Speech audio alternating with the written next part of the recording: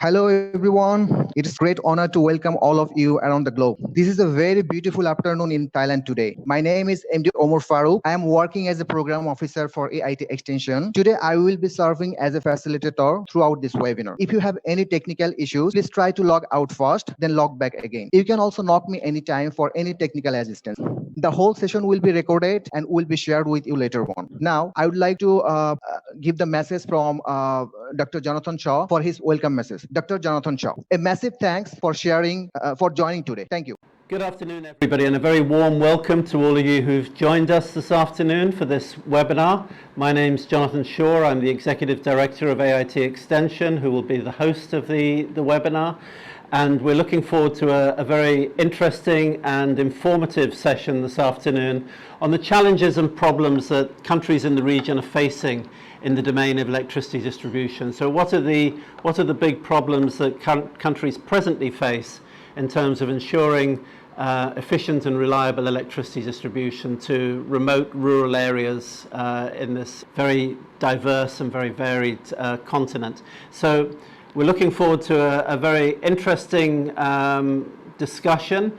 First, we have presentations by a number of experts, including AIT faculty members and consultants that have worked with electricity distribution problems in some of the largest countries in Asia. So without further ado, I'd like to ask my colleague, Mr. Fazle Karim, to continue by introducing the speakers.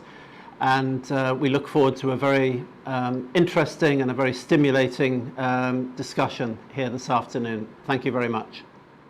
Good afternoon. Thank you all for finding time and visiting today's seminar. My name is Fazle Karim, Director of Programs at AIT Extension.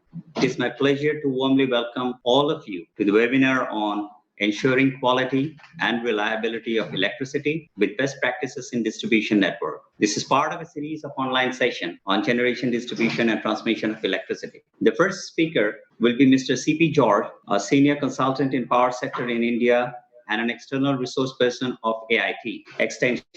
He will be followed by the second speaker, Dr. Jaigovind Singh, an associate professor and academic chair in the Faculty of Energy and the School of Environmental Resources and Development at the Asian Institute of Technology, who will also be the moderator of this session. And the third speaker will be Mr. George J. James, a senior consultant. Just if you have any question during or after the presentation, please write them to chat. All these questions from the chat box will be compiled and a relevant speaker will address them at the end of the session. During the presentation, the speaker will toss some quizzes for the audience. We encourage all of you to participate in answering those quizzes. I will now hand over to my colleague, Dr. Jaigovind Singh, to moderate this session. To all participants and members. So I will take care as a moderator of this whole session, and there will be question answer as mentioned by Mr. Karim, and there will be a poll, and you can answer your all in question answer session in chat box. And first presentation will be from the Mr. C.P. George. So may I request Mr. C.P. George to take your floor and present, and also sometimes take care of the time limit. Thank you. Good afternoon, gentlemen. Let me thank Asian Institute of Technology, Bangkok, and the respected faculty members for giving me this opportunity to interact with the esteemed delegates and participants. Though this session is primarily focusing on various aspects and trends in distribution function, as an introduction, it is good to have an overview of the South Asian power sector, its direction, trends, and driving the needs of the region. Let me start my presentation with the famous quotes from the legendary Indian scientist, Dr. Homi Bhabha. According to him, there is no power as costly as no power. And the quote is perfectly true when we look at the graph shown in the slide. The graph shows the correlation between per capita consumption of electricity and the life expectancy of an individual. It shows that the right to life of an individual is very much depending on his access to the electricity. Evolution of the power sector. Electricity as a technology has short history, only 138 years old. It begins with Edison's Pearl Street generating station. He started an electrical power distribution system on September 4, 1882 for 59 consumers in Lower Manhattan. It was a 100-volt DC distribution system. The original Pearl Street station, and see the Pearl Street today. Just have a polling question question number 1. We can have the polling question number 1 now. Yes, energization of life and electrification of development. The development is powered through electricity. The rapid expansion in electrical technology, its control has transformed industry and society. Electrical power is the backbone of every activity in modern society and is expected to remain so for foreseeable future. The energy consumption scenario in South Asia. The growth of the region is very much linked to the per capita consumption of electricity. Energy efficient green technologies. Increasing the availability of electricity is the best way to increase the efficiency in the energy consumption and the processes. This table shows the reality in South Asia. Many South Asian countries yet to ensure electricity availability to its entire citizens. Kindly remember the graph which showed the relation between per capita consumption and life expectancy. This chart compares the per capita consumption of the South Asian countries with other countries in the world. The South Asian countries need to make a long stride to catch up with the world average. This graph shows the growth in per capita consumption of electricity in South Asia. The power sector need to grow in tune with the growth rate to ensure sustainability of the growth in the region. Let us have a look on the present conventional system through which the electricity has been made available to the consumers based on their demand. We have centralized generating stations generating and supplying electricity to the consumers through transmission and distribution system. The philosophy of this system is load following, which means generation of electricity is based on the demand generated in the grid by the consumer load. Here, the generation is being controlled appropriately to follow the load requirement in the grid to ensure load generation balance. As such, spinning reserve with enough spare capacity must be available in the grid to ensure load generation balance and grid security. There is a paradigm shift is happening to the electricity grid now. The grid is getting more complex with less dispatchable, less forecastable, and more dynamic renewable energy sources, particularly solar and wind resources. The automated distributed power systems with the control centers are acting as mini grids and microgrids for the effective control of the modern grid for better reliability and security of the grid. We need to take account of these aspects in our policies and plans. Need to update our systems in time with the relevant technologies to ensure the smooth transformation. As such, it is a roadmap towards the smart grid, which shall take care of the variability, intermittency, and unpredictability aspects in the grid through its resilience. It is important for better reliability and security of the grid. South Asian power sector, an overview. Let us see that South Asian power sector. This is this one. And overall, the South Asian region is power-hungry region, and per capita consumption is very low. Large part of the population remains without access to the electricity. Just to have a focus on the installed capacity of the various countries and its energy mix. Let us have a look on the existing and some proposed international links in the region. Evolution of a full-fledged South Asian grid shall be beneficial to every constituent countries in the region, and such a full-fledged grid is expected by the end of this decade. We can go second polling question. These are the key drivers for cross-border electricity trade. The resource potential.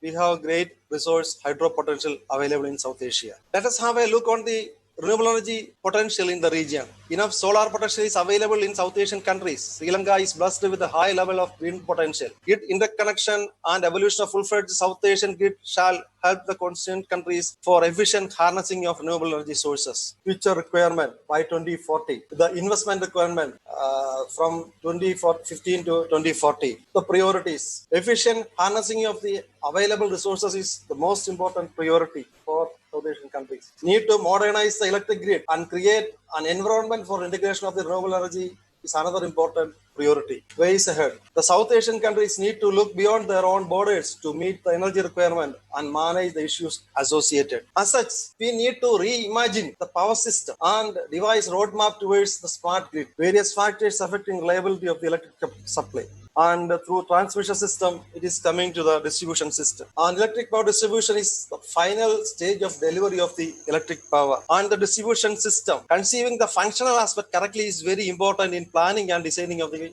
distribution system. All lines and equipments, irrespective of the voltage level used for supplying electricity to consumers or loads, may be considered as part of the distribution network. South Asia has the most unreliable power supply in the world. Distribution system may be broadly classified into distribution substations and distribution networks. Both functions have its importance in supplying electricity efficiently with quality, reliability, and affordable rate to the consumers. Distribution substations. Distribution substation can vary from a simple transformer station with its allied systems to a fully equipped EHV substation depending upon the load requirement. Respective of the size, every distribution substation have its basic features, consists of protection system, earthing system, distribution panels, surge arresters, etc. Its configuration, the level of redundancy, type of controls, etc. are decided based on the requirement of reliability of supply and financial viability of the investment. The distribution network. The selection of the type of distribution network required for the area may be decided based on the locality, environmental conditions, the quality and reliability requirement of the supply, affordability of the consumers, and financial viability of the investment. Accordingly, we select overhead lines, UG cables, aerial venture cables, covered conductors, etc. Distribution network,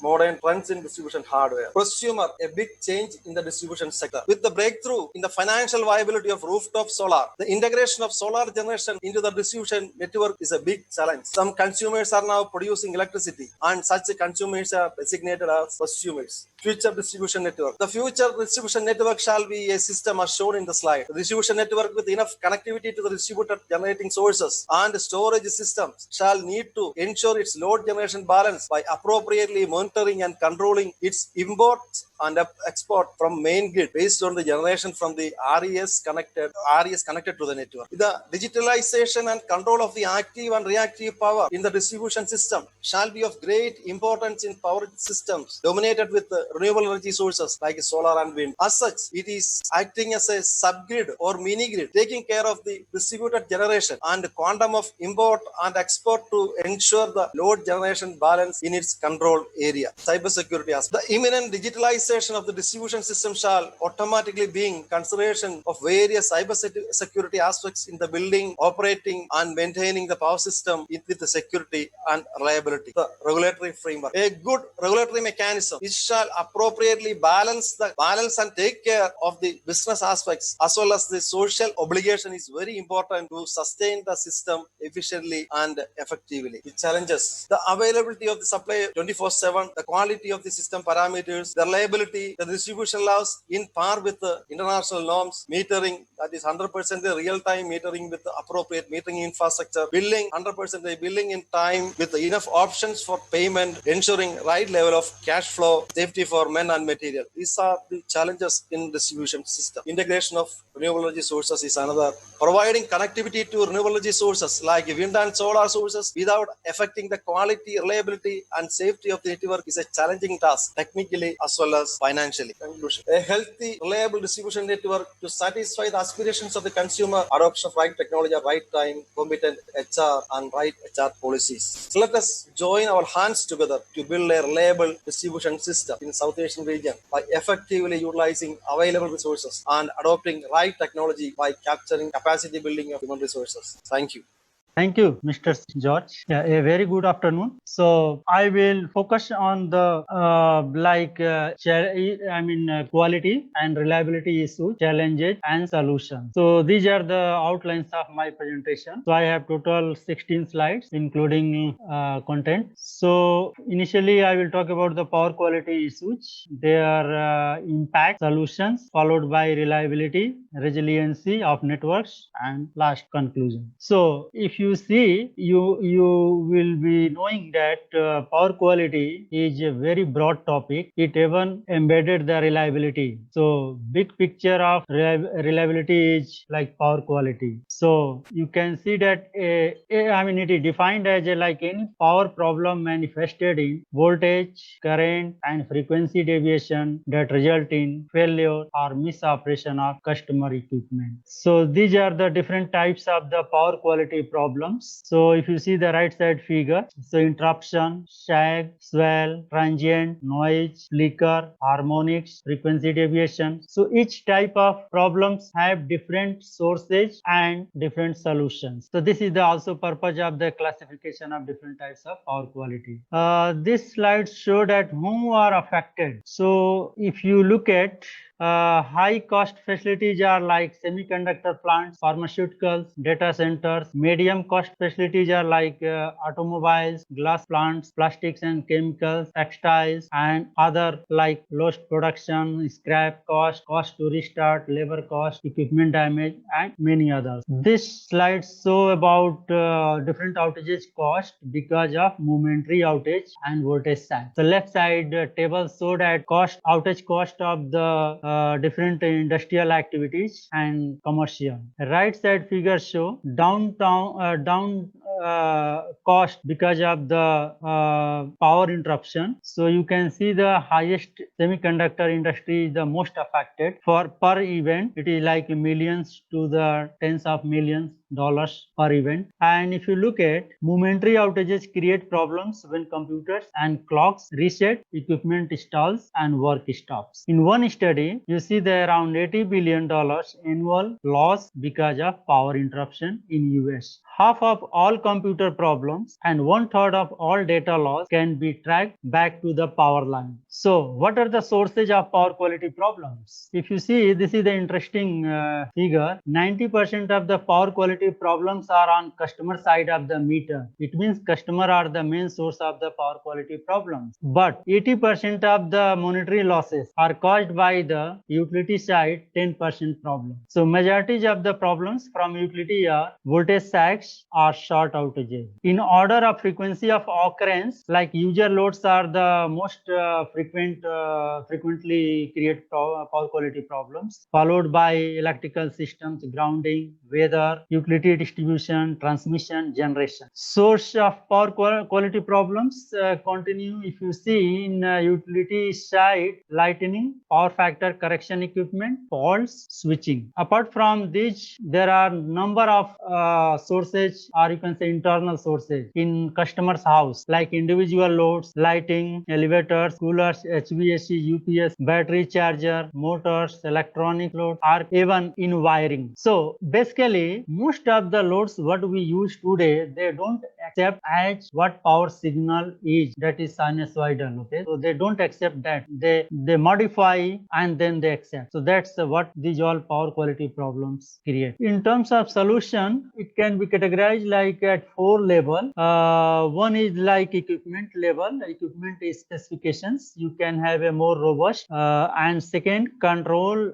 and protection. And another is overall protection inside plant, and then utility side. So these are the different solutions. You can see the for flicker mitigation, you have a StatCom or D-StatCom. Harmonic mitigation, you have a various type of filters, and mitigation of voltage dips and short interruptions. You have a like motor generator set, again static switch compensator, DVR, static transfer switch, and other solutions like proper earthing practices, online UPS, hybrid UPS, energy storage, aero-resonant transformer, network equipment, and design. Now move to the reliability fundamentals in distribution systems. As we know that interruptions in power systems caused by either the component failures or external faults. A great majority of service interruptions that the customers see are caused by problems on distribution systems. Most distribution system service interruptions are results of damage from natural factors such as lightning, wind, rain, ice, animals, and even vandalism. Other interruptions are attributable to defective materials, equipment failures, and human actions. It is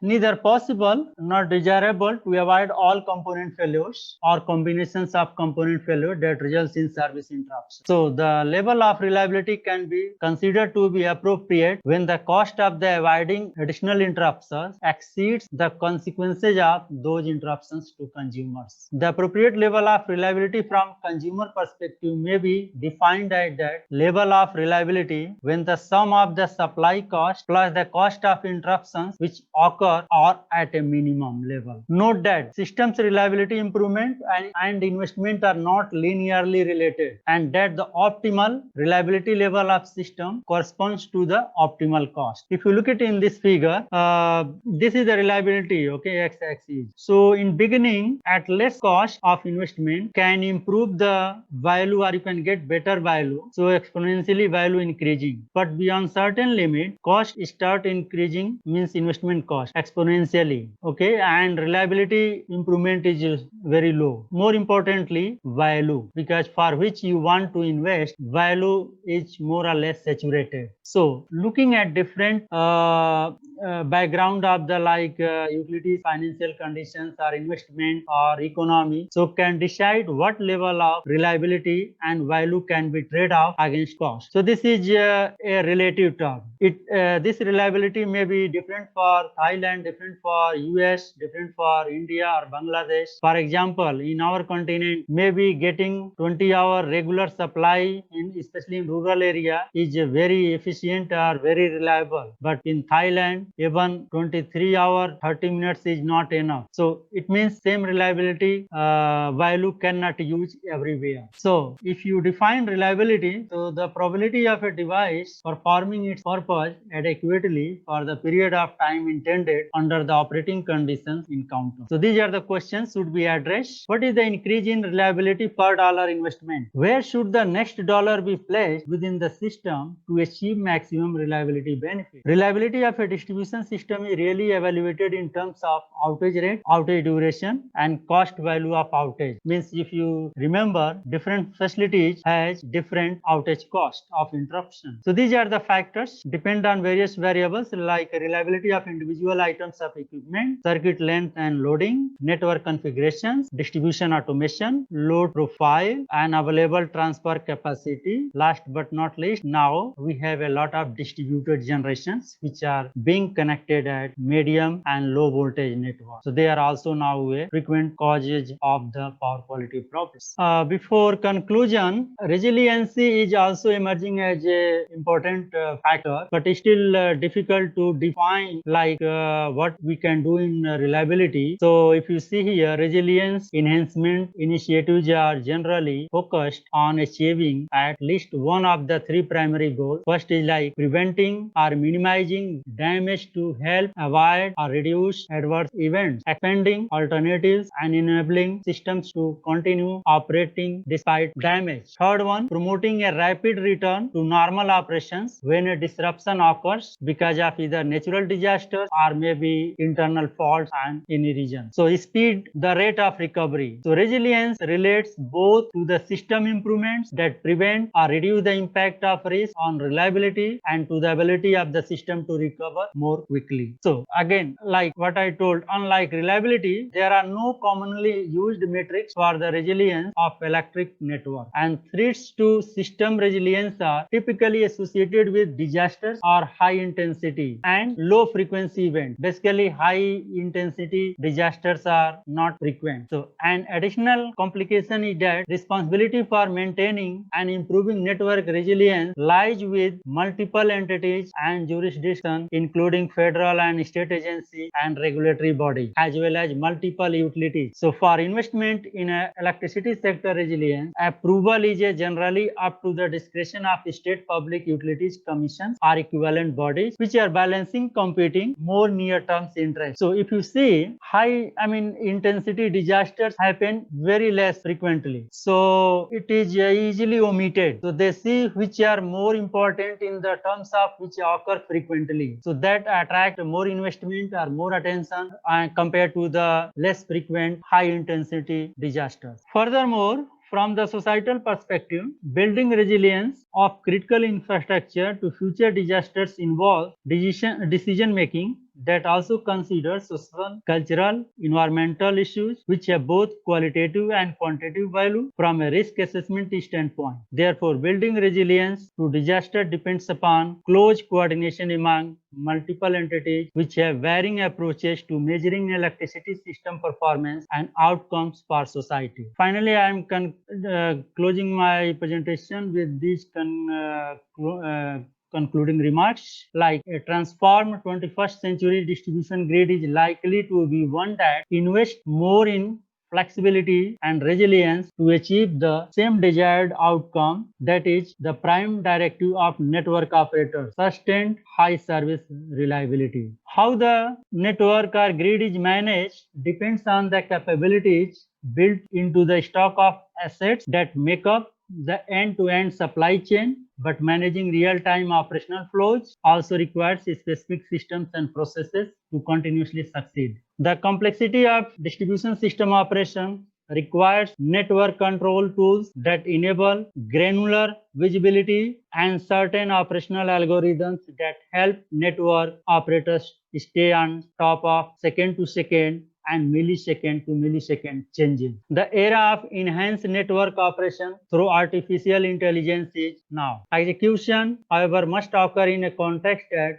diligently assures deflection of cyber attacks that could cripple network grids. It must also occur through market mechanisms to help value and ensure cost-effective outcomes. Thank you. May I request Mr. James to continue for his presentation? Good afternoon, Mr. Faisal Karim, sir, Director Program AIT Extension, Dr. Jay Govind Singh, Associate Professor AIT Extension, Mr. Omar Farouk, Program Coordinator AIT Extension, Mr. CP George, Senior Consultant Power Sector, esteemed delegates and participants from various countries working in power sector. As we know, all the countries' electrical distribution network plays a vital role in the distribution of electricity to small industries, commercial establishments, domestic consumers, etc. The countries in South Asia still need to expand electricity availability and reliability. They will also have to satisfy the electricity demand of their fast-growing economies. Expanding and improving electricity services is imperative for economic growth and poverty alleviation in South Asia. As we know, power reliability issues, high distribution losses, delay in adoption of modern technologies, lack of competent technical team for operation and maintenance of distribution network are some of the challenges experienced in the electrical distribution system by various utilities in South Asia. We know power system is divided into three sectors: generation, transmission, and distribution. The energy generated in the powerhouses is transmitted to the load center through extra high voltage transmission system, and it is stepping down to 33 kV level in this load center. Then from the primary substations, that is 33 bar 11 kV step down substation, we are constructing 11 kV distribution lines to various areas to meeting the requirement of distribution consumers. According to the scheme of connections, we can classify the various distribution network as radial distribution system, ring distribution system, interconnected system for 33 kV transmission system. We know about the radial system. There is no need of much explanation on the same. As we know, this cost of construction of radial system is very small compared to other systems, but its reliability is low. The voltage profile at the far end is also very low. Even one fault in the feeder makes the total interruption of the system. Ring system. The primaries of distribution transformers form a loop. The loop circuit starts from the substation bus, makes a loop to the area to be served and returns to the substation. Here the reliability is high, but cost of the network is little higher than that of radial feeder system. Suppose there is a fault happens somewhere here, we can open the RMU, we can close the RMU here, and we can backfeed this area also. So reliability is high compared to radial feeders. Interconnected system. When the sub-transmission system is energized by two or more sources, it is called interconnected system. Basically, our 33 kV primary substations are feeding from different sources, and thereby we are ensuring the reliability at a higher level. Let us go to the old distribution network system. Earlier, we used to draw lines using wooden poles and bare conductors. LT lines were extending as per the request of the consumers at different locations, either in single phase or three phase. Unbalanced load in DTRs and poor voltage at far end is the result of above network. Statutory clearances were not maintained, finally resulting in non-standard construction of distribution network. But now technology has changed. A lot of changes we have already experienced in our various elements in distribution network. For transformers, low voltage distribution system replaces with a high voltage distribution system. We are introduced efficient distribution transformers with high efficiency. Also, we have introduced higher rating of indoor transformers for our commercial establishment. High capacity DTR of low voltage distribution system is replaced with the low capacity DTRs of HVDS in the load center. This will reduce losses and improve voltage profile. Distribution is the most important link in the entire power sector value chain. Similarly, we are providing outdoor and indoor breakers for our distribution networks for the protection purposes. We are providing centralizers with auto reclosure units. So the auto reclosure can isolate the faulty area and charge the balance area for the proper distribution of electricity. Similarly, ring main units with FRTUs is also to facilitate facilitate distribution management system, proper earthing for the safety and reliability of the distribution network. Now, earlier days, we were using only replace your ACSR conductors for construction of lines in the distribution area. Now, changes are happening in the distribution network with underground cables, aerial bungee cables, and even with covered conductors for more safe and reliable operation. I would like to invite you for the first poll for this presentation. Kindly attend the same within a period of 1 minute. First poll, please.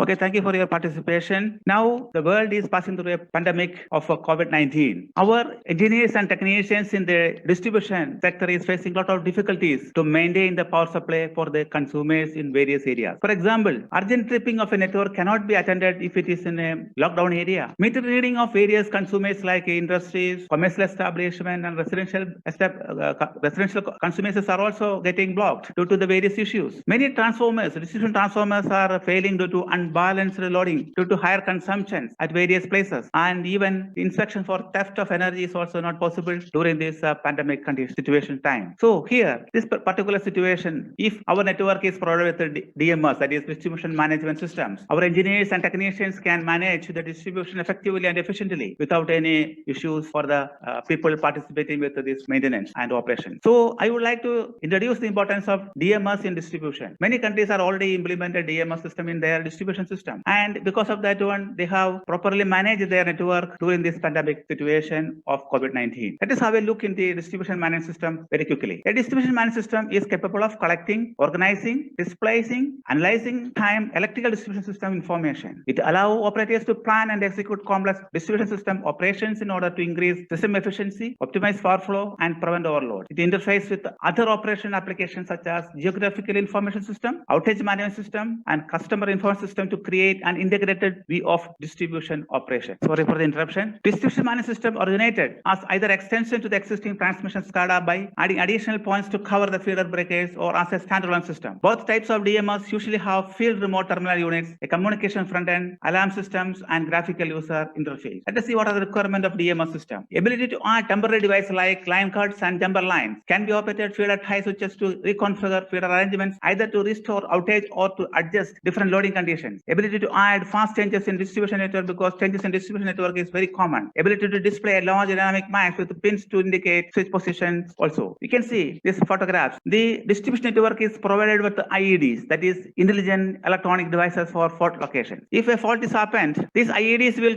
communicate with the data center, and the operator in the control center can easily normalize the faulty area. Let us consider 11 kV distribution network like this. This is a normal condition. Suppose a fault is created or happened here, then the green lines are the switch off condition because of the fault. As soon as the information is received in the control center, the operator in the control center can identify the fault locations through DMS, and he isolated the fault by operating this RMU here and normalizing the balance area of the 11 kV network. Then from the control center, they direct the maintenance crew for attending the faulty area. They can utilize the GIS for locating the faulty area and immediately come to the faulty locations and normalize the faulty feeder immediately without much delay in time. Asset mapping. Asset of distribution utilities is much higher than that of transmission and generation utilities. Hence, location and condition of assets to be monitored and maintained is extremely difficult, especially in rural area. This mapping is of entire assets. Its configuration with the geography enables maintenance crew to reach faulty location immediately for repair work. It also enables to carry out predictive maintenance from data audits available from DMS. This is a meter data acquisition system. If our consumers are provided with smart meters, then the energy meter reading can be transmitted to the respective control centers or some source, and where they can make the billing without any issue. So if metadata system is available in the utilities during the pandemic conditions, situations like COVID-19, without going to the field, they can take the readings to the control center and they can process and they can issue the bills to the consumers, and the revenue will come to the electricity board. So we can avoid the physical verification of the energy meters. We can issue the bills from the control center or associated departments immediately. If you are taking an 11 kV distribution network, we can see that energy is imported to the 11 kV network. This is a 11 kV network. 2 feeder meters are provided on both sides, and many transformers are connected with the 11 kV system. And the secondary side of the transformer is also provided with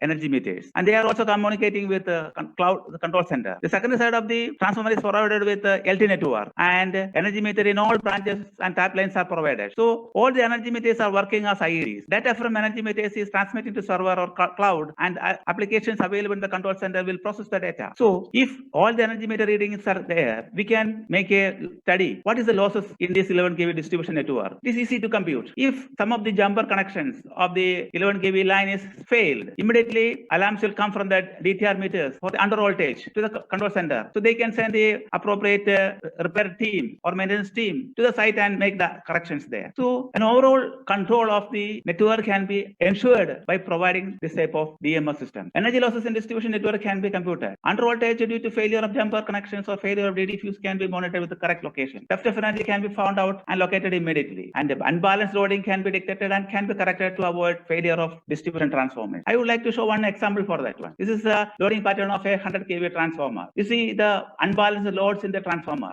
Too much variation is there. So one phase will be overloaded and it will lead to the failure of the transformer and losses will be very high. Voltage profile of the transformer is also not so good. So after getting the data from the DMS, load rearrangement and the three phases has been done, and we can see the change in the loading pattern. From 1000 hours to 2400 hours, you see the three phases loads are in almost a balanced condition. So this type of arrangements definitely will reduce the losses. It will extend the life of the transformers. So during pandemic situation, natural calamities, energy meter reading can be taken through online. Meter readers are not required to visit the premises of consumers. All components can be controlled precisely. Scheduled maintenance of distribution network components like lines, cables, RMUs can be incorporated with the collected data. Asset condition and monitoring can be incorporated, and it will reduce the cost and prevent outages. In the DMS system, we can add the date of installation of each equipment. We can program the scheduled maintenance of each equipments like RMUs, transformers, lightning arresters, cables, etc. We can incorporate it in the DMS system. So we will get a planned messages from the DMS system for scheduled maintenance. So in DMS system enhances the power quality. So for a proper efficient operation of the DMS, the equipment of the system 11 kV or 33 kV or LT system shall be healthy enough for a safe operation. What are the issues in distribution networks? Let us see. Poor planning and design of distribution networks, lack of redundancy, poor quality of material selection. That is very important. The non-standard materials are carrying a lot of issues in the 11 kV network. Delay in normalization of faulty networks. That is due to lack of experienced field staff, delay in detecting faults, lack of suitable materials for repairing and proper tools. Different types of maintenance plan is required for efficient operation of the distribution assets. We know plant maintenance is there, background maintenance is there, action plan during calamities. In all these cases, trained and experienced supervisors and technicians with proper tools are very essential to carry out maintenance plan correctly for distribution utilities. Similarly, construction standards shall be developed by each country for effective implementation of new projects. Let us come to the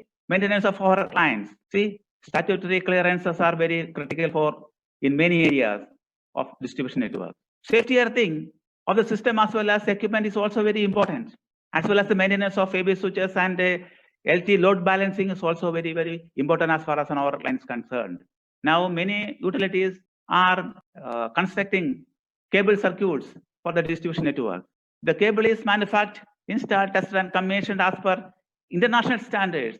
The same will be a part of distribution network for 30 to 40 years. Major failures for cable network will be in the joints and terminations, which is mainly due to poor workmanship only. So, for the proper maintenance of the cable network also, trained and experienced engineers and technicians are essential for each and every utilities. Selection and maintenance of surge arrest is also very important for safe and healthy operation of the distribution system.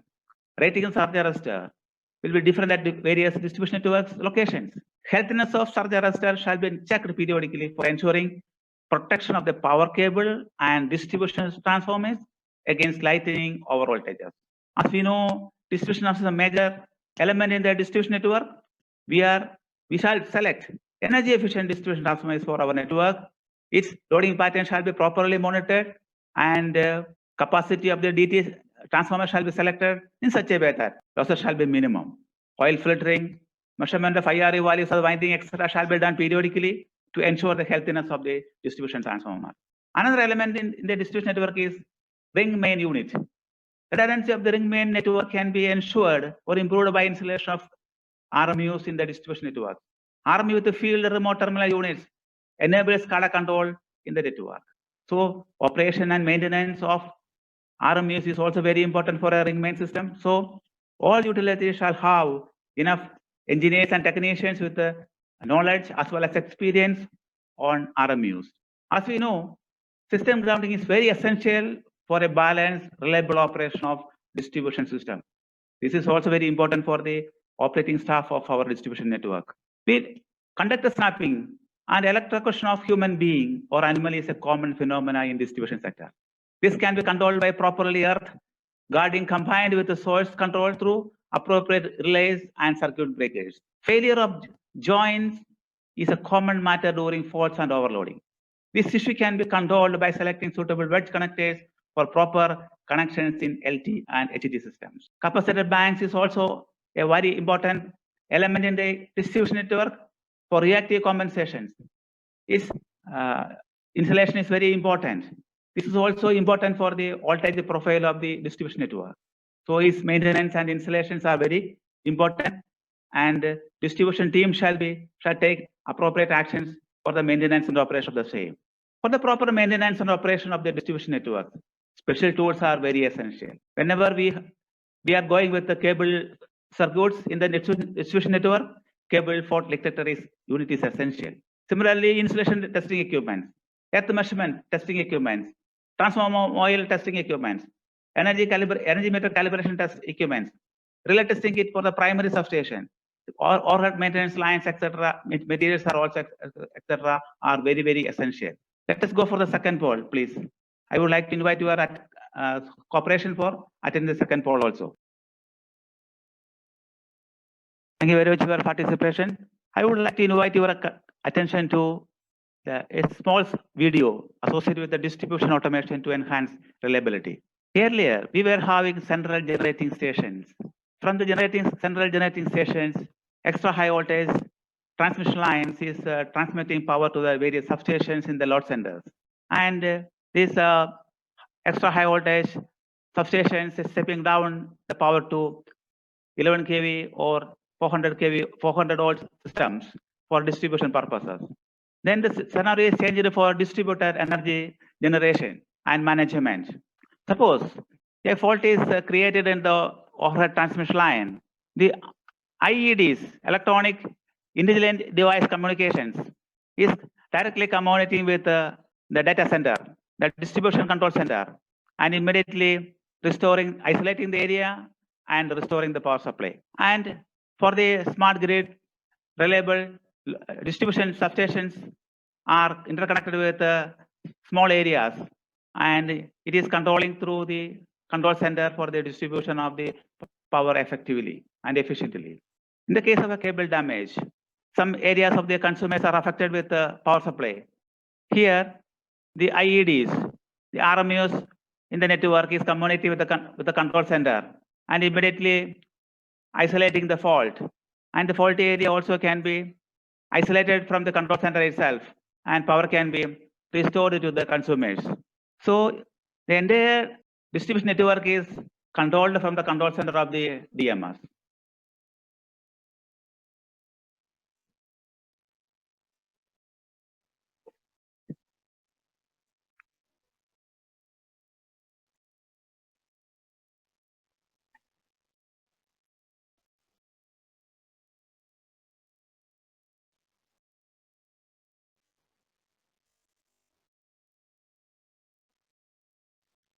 Generation load balance. This is very important as far as the network is concerned. So this can be also managed through our DMS system. The demand can be maintained as per the generation by using the IEDs and management of the loads. We can switch off the unessential loads if there is a crisis in the network. So the complete control from the control center of the DMS. As a conclusion, healthy and reliable distribution network is essential to cater reliable power to all, for which a proper design and planning is required before installation of the network. Proper maintenance of distribution network shall be ensured, for which trained and experienced technical team with the proper tools and space shall be ensured. So our distribution network shall be properly maintained, and for which we need a trained and experienced staff. Policymakers in the management kindly intervene to ensure the capacity and capability HR in the utility through knowledge exchange platforms and peer-to-peer partnerships. Engineers and technicians of the utility shall take all efforts to maintain the distribution network with the help of top management for providing reliable power round the clock to the consumers. During pandemic, energy meter reading and billing, detection of theft of energy, reliability of power, etc. can be ensured without going to the containment or restricted areas. Let us join our hands together to build a reliable power system in the South Asian region by effectively utilizing resources and human resources with the facilities in the modern technology. Thank you very much for your patient hearing. Thank you very much. Thank you, Mr. James. Now time is to move to the question and answer session, and also we have Mr. Karim. Yes. Someone asked what will be the major differences between face-to-face training and online training? Yes, it has been answered. I mean, we have given those questions, those answers we have given. Okay, maybe I can add something from my side.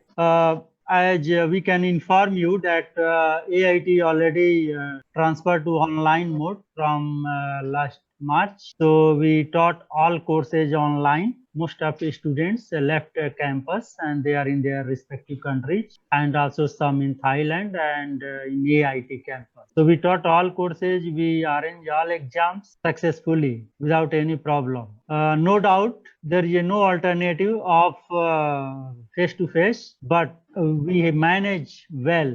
In fact, just I finished an inter-semester course. I taught on electric and hybrid electric vehicles, and it was well went and completed every parts, and all students attended. In that, there were 12 students, 6 students from India. They were attending from India, and 1 from Thailand and 5 from AIT. So there was no issue. In fact, I did not know that they are from outside. Many are outside of AIT campus until I think mid of the course when I asked where you are. So that's things going successfully. Few parts are missing in online. For example, field visit. The field visit is the one factor which difficult, but I don't know, that's some other alternative possible. Yeah.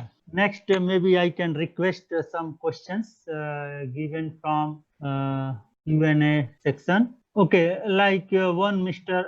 Asik, he asked, what are the challenges to introduce DMS? Mr. James. Yeah, challenges in introducing DMS is we have to plan our network, distribution network properly, and we have to make systematic study how we can implement it. The first challenge in the implementing distribution management system is we have to map all the equipments in the distribution network to the software available for the DMS center. That is, it is different from transmission and the distribution. The transmission assets are very less, and it is concentrated in some region only. But distribution means it is spread all over the region. So for maintaining the getting the details of the distribution lines, we have to take the details of the poles, conductors. For example, if a transformer station is there, we have to take the details of transformer station, transformer, AB switches, lightning arresters. All such elements shall be properly surveyed and all these assets shall be properly surveyed and recorded in this system. So when we are adding all these parameters, we are getting updated details of all the assets, and because of that one, we can properly plan and schedule our maintenance activity. So this activity will take long time, and a lot of cooperation from the contractor as well as for the field engineers and technicians are required for implementing this one. So this is the main delay happening in implementation of DMS system in the field.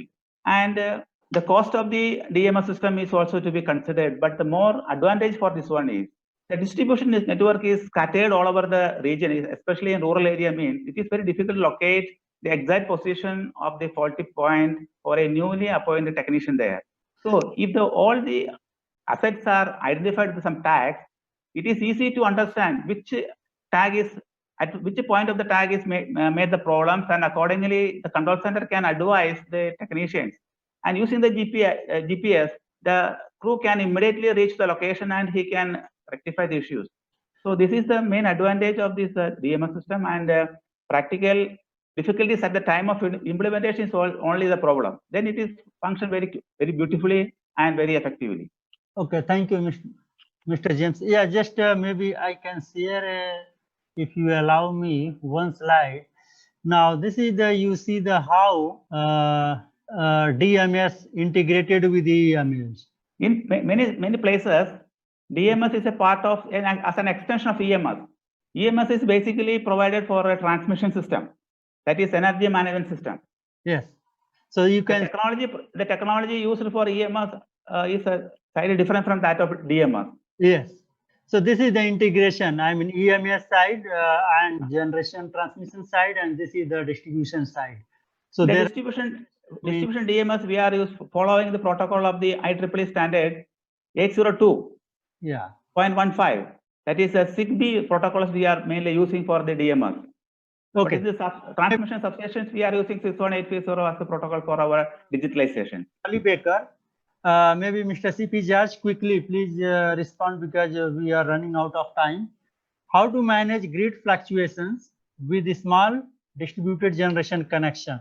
Because of this distributed generation, there are a lot of fluctuations. So how to manage that grid? Yes. Okay, thank you. Actually, it's a great challenge. It's a great subject, actually. And as of now, we know that the centralized generating station is being operated based on the load. Actually, that now the philosophy is load following. But that if load is there, load is according to the load, we will have a system, and generation and load dispatch center will coordinate the generation according to the load. But once this has come, there will be a lot of, because in wind, there can be a wind now, and tomorrow, and the next hour, there can be a variation of 1000 megawatts. So what will happen? How we will manage? This is the beacon. That means the existing system, as of now, present system is like this. We need to have a spinning reserve, load capacity. The existing conventional generators, first we try to have a correct forecasting. That forecasting compulsory for this solar and wind. Forecasting is compulsory, and forecasting and with some way deviations, we will allow some deviations, and according to that DVR forecast, we will keep this conventional sources. And particularly, it is very important for South Asia because the most important, most relevant source for absorbing this this variation is hydropower. Hydro generating stations having the best ability to vary according to the variations, so fluctuations. So at present, we is trying to manage the system with the existing generating station capacity. Means we are operating some generating station with a low power factor, load factor, not low PLF, a plant load factor, and there is keeping enough capacity. But this, once we increase the grid, for a small system, we need to have a great capacity comparatively. But when we have a big grid, that is why interconnection is very important. That is why even India, when it has become a national grid, we were able to manage this fluctuation. But we will call this it's this one an index, power index. Even for this one, it will be very high. That fluctuation will be taken care of in a big grid very easily. Mr. CP. Okay, thank you. Actually, we have to move another question.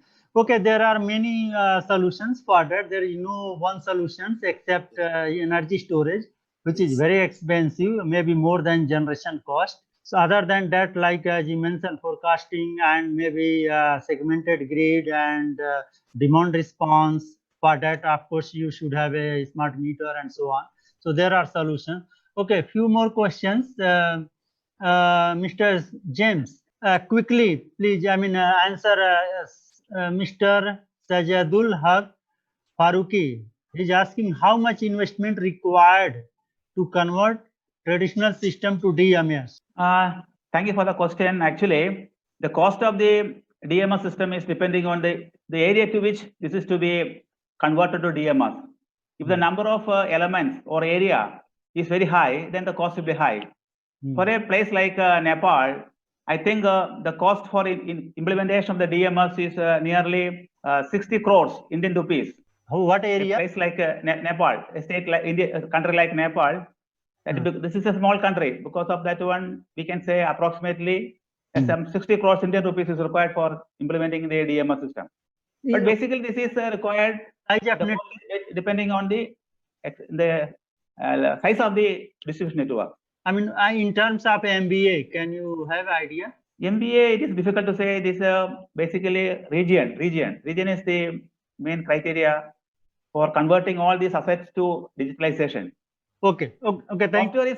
Software is common for every area, but converting these assets to digitalization is the most challenge Okay. for Mr. project. May I ask Mr. CP Jaj? Someone, Mr. Abdul Alim, asking if want to establish generation plant beside load distribution feeders, so what factors should we consider for a smooth operation? Yeah, we need to, we need to have the load profile first. First, we need to, because that's a load generation balance we need to keep. That's a fundamental thing.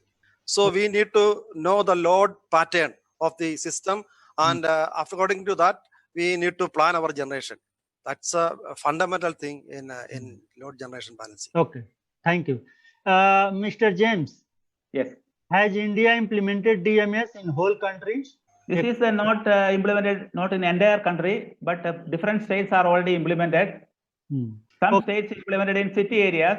Okay, my next question is GIS compulsory for DMS? Yes, it is a compulsory part of DMS, and AIT is also conducting training program on GIS, I think. Okay, what are the important factors should be considered during selection of equipment regarding ensuring quality and reliability of network? Yeah, that is also a big challenge in the distribution network. There are international standards as well as standards maintained by each country for the selection of materials. At the time of tendering, the specification shall be clearly mentioned. Otherwise, low quality material will come into picture. Okay. Normally, all government organizations are going for lowest bidder. Okay. So the quality can be ensured through strict specifications and standards. Okay. That is very essential for the healthy operation of the distribution network. Yeah, one maybe last question from this Q&A section. In South Asia, power theft issue is the big issue, but we have not discussed here. Okay, this webinar is, cannot discuss everything. We try to, cover most of the things related to quality and reliability aspect. So maybe in future we can think of, how to do that one, add more topics and subject. So maybe I can invite maybe one or two participants can unmute their mic and can ask question quickly. Anyone from participants? Please introduce yourself first before you ask the question.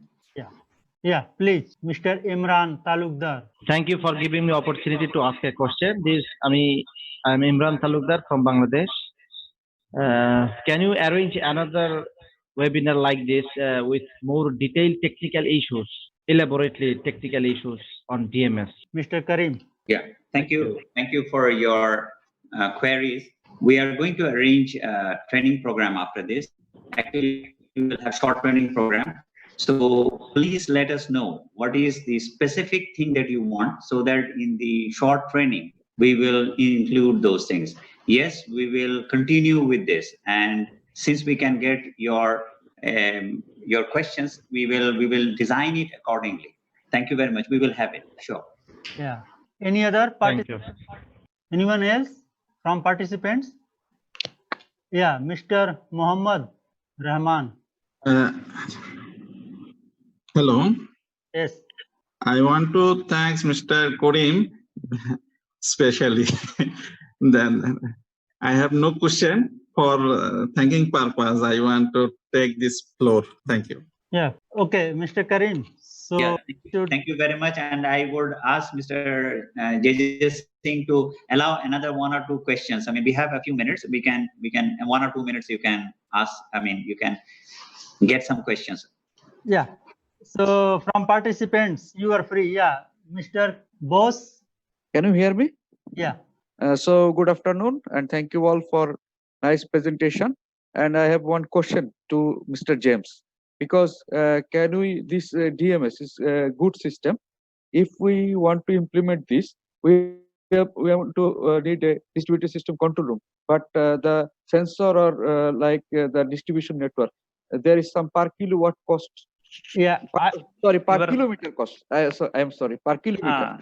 This is practically it is difficult to say at this moment, because we in India, in Kerala, we already implemented this system in some 2 to 3 years ago. But the project was awarded some 5 years ago, and it was completed within a period of 3 years in different cities. and it is functioning, and we are utilizing these facilities during the COVID-19 time for arranging the to understand the load pattern of distributed transformers, as well as to find out the faults in the distribution networks. So that is effectively utilized in many areas.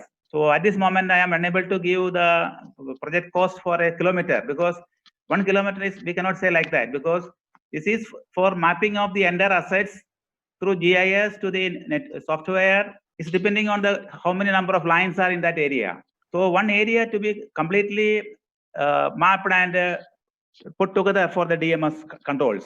That is under the primary substations entire area. Then only it is possible to manage things very well. If some area only managing means, then there is no, it is not effectively implement the DMS system. Okay, thank you. Shall I It is difficult supplement? to say the correct price at this moment. Yeah, shall I supplement? Because Thank you. again, the entire basic system, control panel, software, and everything is common. So the investment will be very high. We cannot say per kilometer, because we need to have a fundamental requirement of entire software and hardware systems will be there. Only Yes, thing sir. is that mapping will be different. Yes, sir. Thank you. So, Mr. Ashik, yeah, please unmute. Yeah. Thank you very much. This is Ashik from Bangladesh. I would like to ask questions to Mr. James. What steps can be taken to overcome the challenges of grid integration of renewable energy? Can you please put some light on these issues? Thank you. You see, as we know, renewable energy is a infirm power.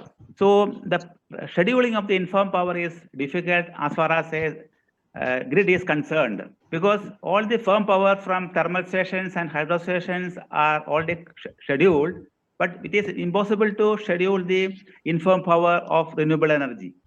So we shall have some mechanism to